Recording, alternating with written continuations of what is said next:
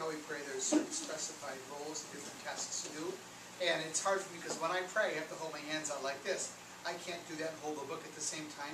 So one of the servers has to hold the book for me so I can read it. Yes? What do you like to do when you have free time? Well, I play the piano. Oh, Isabella plays the piano. Who read. else plays the piano? I like to golf. I do golf. I know how to jump golf. I bet some of your mothers and fathers golf. I'm really good at it. My father does. Thank you for answering my question. In the back.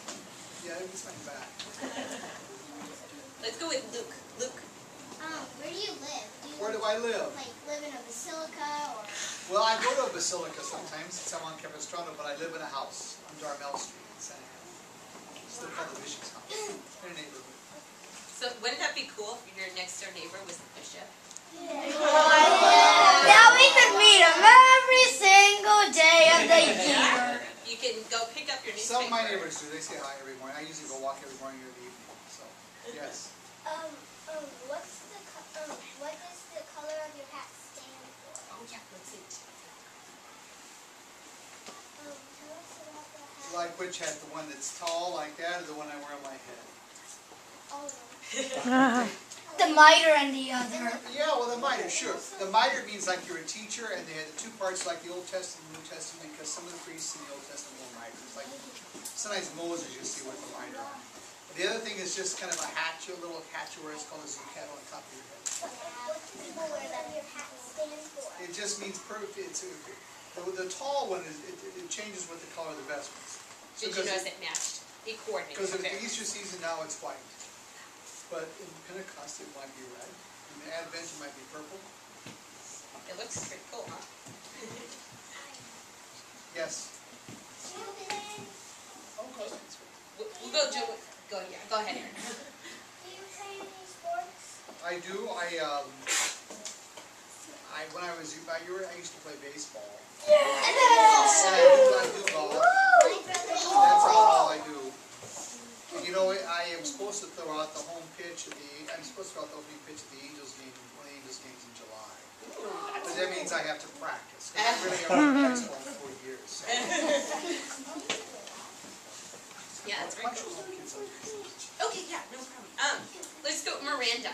What does the day look like? Oh, that's a good question. Well, you want to know what time I get up? What? Yeah. 5. You're close, about 4:30. Oh, that's so early! But I'm more used to staying up way late. But I have to go to bed about like 9:30 at night now, so I can get up early when it's quiet and get my work done. So, then, for example, then Father Ben and I pray together, and then like today I come here, then I go to the office for most of the day, then I have another meeting tonight. So. My dad wakes up at 3. Not allowed to just shout it out. So that's a long day, though. Even if you're going to bed at 9 or 9:30, that's still a long day. A lot of work happening there. Mr. Nicholas Gomez. Is it hard to be a bishop? You know, a lot of jobs in life, every job, every calling in life has its challenges and its good points. But I'm grateful to be here. I'm a pastor, and you know, we just meet our challenges one at a time with the help of God. So with God, all things are possible, right? That's right. Madison. How old do you have to be to become a bishop? Well, I think you have to be 35. I was 54 when I became a bishop in my first diocese. I was from Illinois. You ever heard of Abraham Lincoln? Yes. Well, I grew up in the city of Springfield, Illinois, where he was from. Now, if you're in Springfield, you might think of the Simpsons. But you need to think of Abraham Lincoln first. So that's where I grew up. But then when I was 54 years old, Pope Benedict sent me down to Fort Worth, Texas. So I was in Texas for 7.5 years, and then last year I came here. And Mrs. Morgan's class is from Texas, too. You guys know Mrs. Morgan's class? Yeah! Some of our other... let's see. Isabel Lara. So, when you were a kid, did you go to a Catholic school? I sure did. I went to a Catholic school, grade school for 9 years, high school for 4 years, and 2 years for college, junior college. Oh, was there sisters at You your school? know, it's a different time, you know, but I had a sister in every grade but one. Very And different. when I go back to Springfield, now listen, you're not going to believe this, but I go back and see my kindergarten teacher, my first grade teacher, my second grade teacher, my third grade teacher. They're all They're still there. still Oh my living. gosh. Oh well, but so they're not teaching you. They're not teaching anymore, but my third grade teacher just retired, but she was like 19 years old when we had her. Oh wow, that's very Sister good. Paulita. But my teacher, there was Sister Mary Janine for kindergarten, Sister McKella for first grade, Sister Captain Edward for second grade, well, first Captain Edward, and Sister Paulita for third. But I had sisters in other grades, but they're all deceased. And I had a sister that taught me piano for 9 years too. My aunt was a sister, so. That's pretty cool. Aiden Acton. What did you and the Pope talk about? All of you. I spoke in Spanish, and I said, Santo Padre, yo porto conmigo los oraciones, apoyo y saludos del pueblo de la diócesis de Orange, California. Nosotros estamos contigo. I said, we're with you. So yeah, I said, Raise your hand if you knew exactly what he I said. bring the health, I bring greetings to the parents. Very good. And he thanked me, so pray for me. Okay. Very good. Very good. Caitlin, question?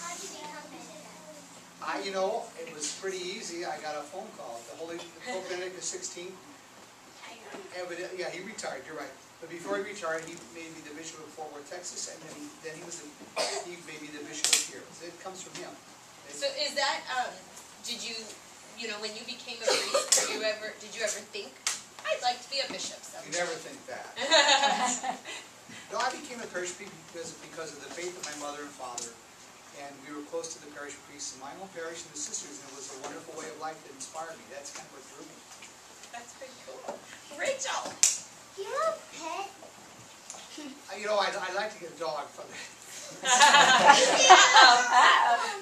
My father has a dog. My father has a Cocker Spaniel. When I was your age, we had dogs and cats, and I had tropical fish, and we had canaries and parakeets. Oh, that's a lot. We even had these little lizards that That's a lot of animals. my father has a Cocker Spaniel now. That's pretty cool. It helps take care of him. Scott. Your favorite what? Color. Oh, my favorite color, blue. Isabella. How many years are you a bishop? I will be a bishop 8 years in July, so not so many. Good enough. That sounds like a good number. Bo. Do you go on vacation? Pardon? Do you go on vacation? I do. Usually I go on some vacation after Christmas week and some in the summer.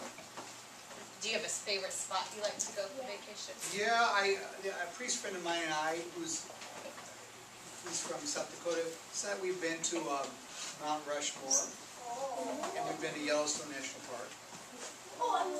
I also like to go to Mexico and Italy for vacation. I don't go to the beach someplace. Let's see. I want to make sure if you haven't answered or asked a question. Trent? When did you become a bishop? Like for this church or maybe? Oh, In Orange I County. got a phone call in last September the 7th. It was announced on the 21st, and I came here on December the 10th. So, and I think I kind of shared with you guys that he was pretty new for our area. Remember when we asked him, you know, he's new, and have you been to Disneyland yet? Remember? And I've been to Disneyland 3 times. I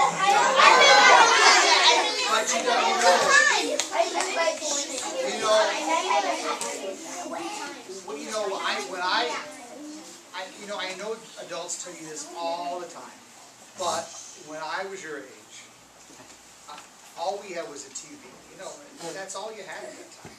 And it wasn't even a color TV, it was a black and white TV. But I used to watch the Mickey Mouse Club. They don't even know what it is. That was something that Walt Disney had. But then I watched a wonderful show called Walt Disney's Wonderful World of Color on Sunday. Because my grandparents were able to get a color TV where everything was in color. We never saw such a thing before. So we used to go to their house on Sunday evening and watch Walt Disney.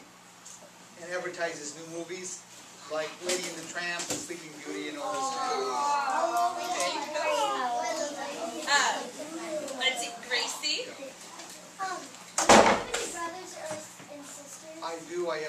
brothers and a sister. I'm the oldest. Oh, one girl in the family? One I feel girl. bad. She was the youngest for a long time, and then when she was 10 years old, my youngest brother was born when I was 20 at the time. And so we all had, you don't see anymore, but we all had red hair. It's Both my mothers 10. had red hair. She must have been a tough girl to have all those Yeah, brothers. she was and she is, yes. Jacob. What is it like being a bishop?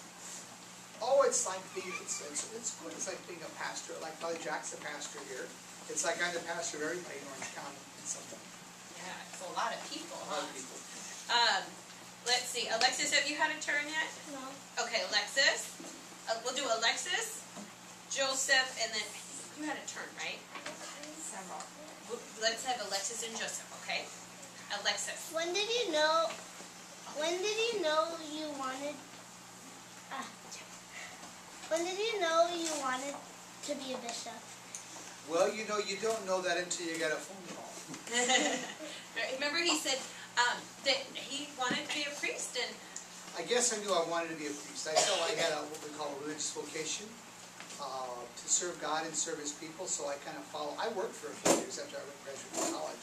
But I thought, no, I need to kind of follow this. So when I was 25, I went to seminary. And when I was 30, I was ordained. And then, so. very good. Joseph. When you're a bishop, can you get married? No, because I'm kind of like everybody's my family, you see. Scott. It would be tough to have a family and be bishop at the same time. There's a lot of obligations to fulfill there. Kyle. How many churches have you been to? Oh, let's see. What would you say? I would say about 50, 15. Yeah, About probably 50 close in to Orange 50 County? churches. How many churches are there total in Orange County? Parishes, I think, are 63, right? 62 parishes and centers. Centers, yeah. Yeah, because some of them are, a little smaller. Anyway, listen, boys, I have to get ready to go back to Marywood, where my Yes. office is. We have one little thing for you. Sure. And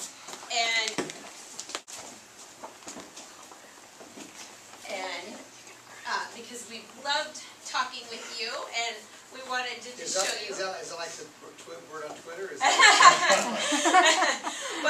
he's more like the double piece, you know. That's wonderful. It's so colorful. And so we thought you would enjoy that, and Thank you very you know, you've definitely been special in our hearts, and so we wanted to just show our appreciation, and thought, you know, that could welcome you to the area as well. Well, thank you. This is beautiful. I'll hang this either in my office or my house. Great. Well, we really appreciate it, and Sure. I've got a little surprise for you that from when I came from Rome. I got something for each one of you. and it's so cool. I have some more of them in my desk. Do you guys know who's this? Oh. Aiden, who is it? That's Pope Francis. It's Pope Francis. And it says Papa Francesco, and that's, if you were Italian, that's what you would say, Papa Francesco. And on the back, it says in several languages. We've got English, we have Italian, English, Spanish, and French, I think. These are not my expertise.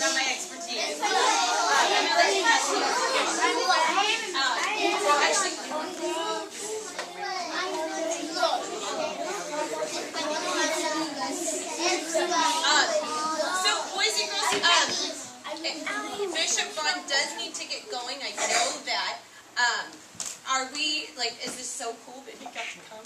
It's pretty special. It's pretty special.